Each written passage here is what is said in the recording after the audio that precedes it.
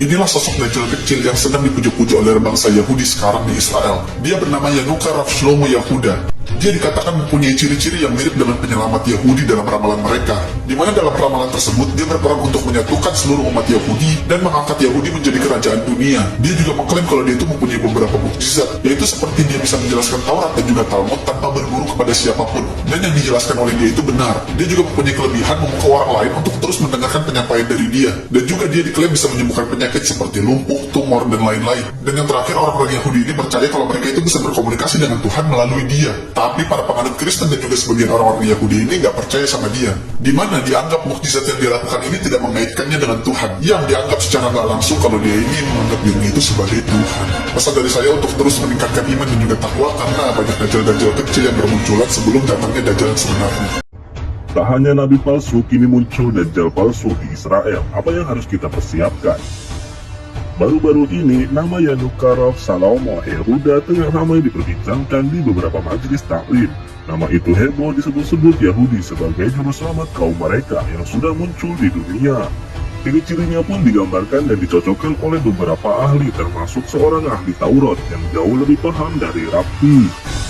Rambutnya keriting, matanya yang berfungsi sebelah, sementara yang lainnya buta. Dia menggunakan kacamata, apalagi dia sudah mengeluarkan berbagai kesaktiannya, sampai membuat ciri-ciri tersebut semakin nyata. Reaksi dari berbagai pihak, misalnya dari kalangan Nasrani yang mengatakan Yanuka adalah falsa Mesias, bahkan dari kalangan Yahudi sendiri tidak sedikit yang menolak Yanuka adalah Dajjal. Terlepas dari Yanuka ini asli atau palsu, namun fitnah Dajjal sudah menyerang, bahkan serangannya begitu terasa. Lalu apa yang kita harus persiapkan? Cara menghadapinya dengan memperkuat iman agar tak terpengaruhi oleh serangan Dajjal. Maksudnya, serangan Dajjal itu mempengaruhi keimanan melalui pikiran sehingga manusia terhasut mengikuti kehendak dia untuk menjadi bagian dari musuh Allah. Kita sebagai sesama muslim agar punya kewajiban ofensif dalam berdakwah, karena dakwah itu bukan kewajiban ulama dan ustadz, namun seluruh kaum muslimin. Seluruh kaum muslimin wajib fardu ain untuk mengingatkan seluruh saudaranya mengenai fitnah Dajjal.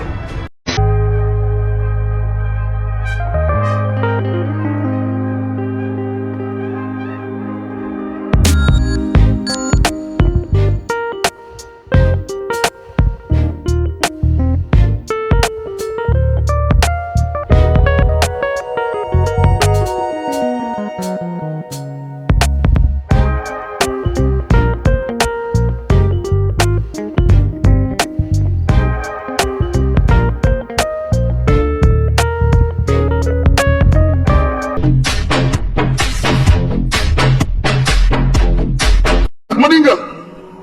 Fakullu mri'in hajiju nafsihi. Maka setiap jiwa harus menghadapi Dajjal masing-masing, dan tidak ada perlindungan kecuali perlindungan Allah. Karena tidak ada yang bisa mengalahkan Dajjal kecuali seorang nabi. Ada perang lagi di sini. Perang. Jadi di sini Dajjal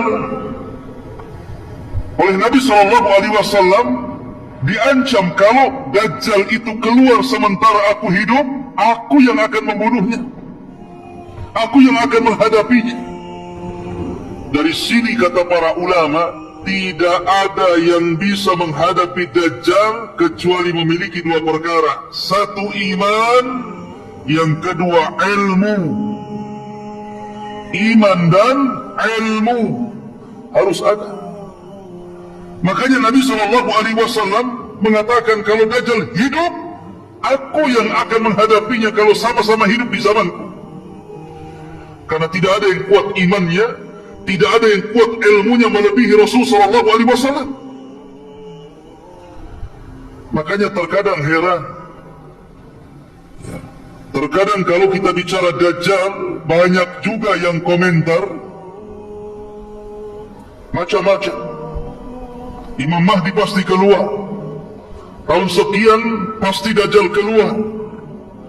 Pertanyaannya, sudah disiapkan gak imannya? Sudah disiapkan gak ilmunya? Jangan-jangan Dajjal keluar, Anda pula orang yang pertama kali berada di belakang Dajjal. Dajjal itu bukan seperti Fir'aun. Dajjal itu bukan seperti Namrud.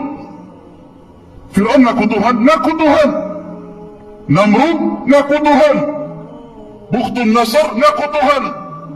Dhunwas ngaku Tuhan.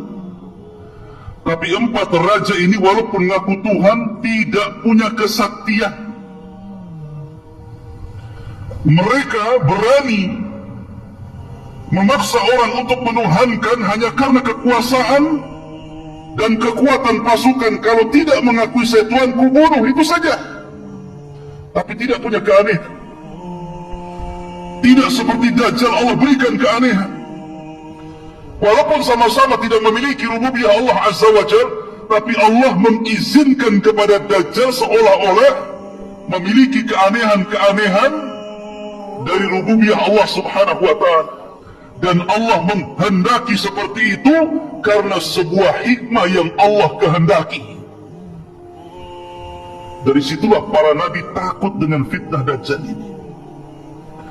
Bahkan tidak ada satupun nabi yang menginginkan Dajjal itu keluar pada kaum mereka masing-masing. Tidak ada yang mau para nabi itu.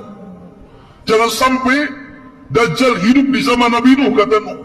Jangan sampai Dajjal keluar di zaman Nabi Musa, kata Musa. Semua para nabi takut kalau Dajjal itu muncul zaman mereka. Dari situlah maka Nabi SAW bersabda dalam sebuah hadis. Kata Nabi SAW, "Ma min nabiyyin illa hadzara qaumahu min fitnatil masihid dajjal." Tidak ada satupun nabi sejak zaman Nuh alaihi salatu wassalam sampai Nabi SAW kecuali semua memperingatkan umatnya akan bahaya Dajjal. Para nabi takut. Kalau boleh Dajjal itu jangan muncul pada kaum mereka, karena itu akan membahayakan akidah umat-umat mereka. Karena digambarkan oleh Nabi SAW setelah meninggalnya Rasulullah, kemudian umat ini semakin jauh, kata Nabi SAW dalam hadis Anas bin Malik radhiyallahu an, "Walladzi nafsi biyadihi, demi zat yang jiwaku berada di tangannya, la ya'ti zamanun illa walladzi ba'dahu syarrun minhu." Tidak ada sebuah zaman yang datang kecuali setelahnya pasti lebih buruk daripada sebelumnya. Dan ketika umat semakin buruk, ketika umat jauh daripada Al-Quran, umat jauh daripada sunnah Rasulullah,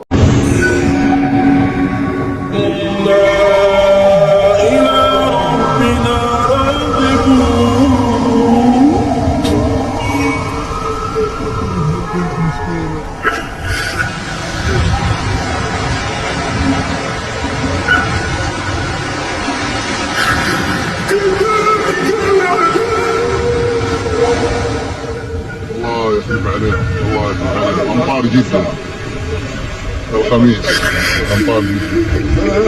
صور هنا قبل الساعات شغالة. يا ساتر، اوتوماتيك كلها اشتغلت اوتوماتيك، ها؟ كلها اشتغلت اوتوماتيك. أبو مصعب من جدة.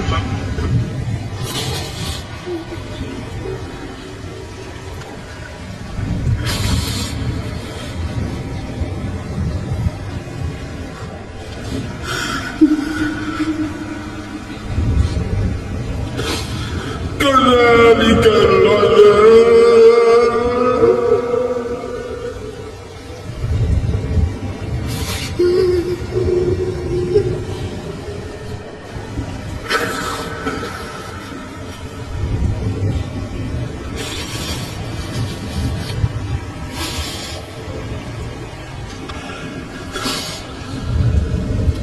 كذلك العذاب